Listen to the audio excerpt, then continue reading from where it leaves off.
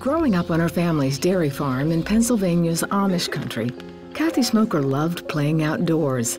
She seemed happy and carefree, but she was keeping a secret she dared not tell anyone. I was being sexually abused as a child. My abuser stalked me, and he was over on the farm almost daily. It was a very close neighbor. Kathy doesn't remember when the abuse started, but she remembers how it made her feel. I was scared all the time, just terrified. You know, it got to the point where I didn't want to go outside alone because if he was over, he would find me. And so I was always looking over my shoulders. Anxiety and fear and a lot of confusion. Kathy tried hiding, but the man always found her. He convinced her that what he was doing was okay. I really completely accepted it, and I completely believed it was the truth. I would look at other kids and I'd be like, well, you know, we're all in the same boat. Deep down, she knew it was wrong.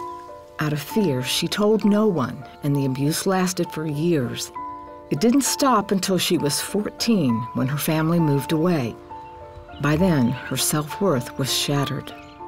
Well, as a teenager, I had just an extreme amount of anger and self-loathing. I really did have a lot going on for myself, but I didn't see it, couldn't see anything good in myself. She was also overwhelmed with fear.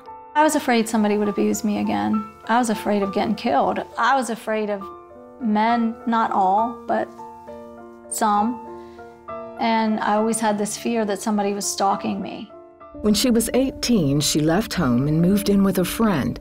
Despite her Amish background, she had never accepted Christ. One Sunday, she went to church with her roommate. I just wanted to know something greater than myself. Desperately wanted that, because myself wasn't doing very good. She gave her life to Christ and left the Amish way of life. As a believer, I discovered that I need to really seek God with all my heart. I got to the place where I trust God. But she was still dealing with fear and started having panic attacks. Now 22, she married an old friend named Benji. She had never told anyone about the abuse, but she felt she had finally found someone she could trust.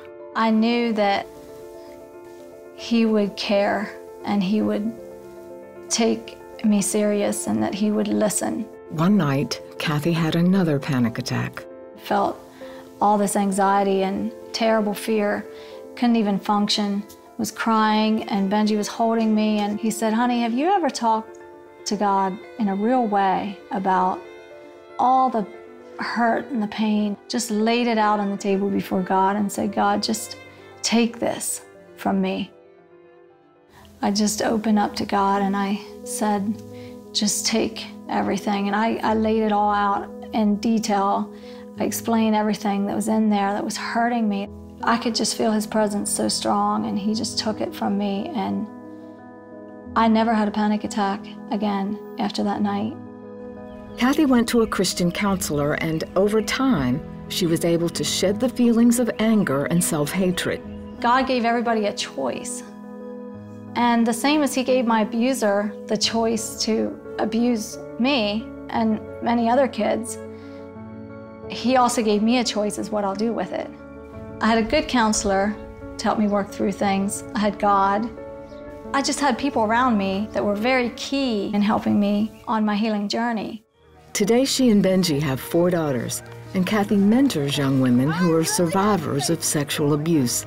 She loves to tell them how Jesus freed her from the pain of her past. To me, Jesus is the reason that I can enjoy life, really. And he's the reason that I'm free of the things that were holding me back. I'm so thankful for that.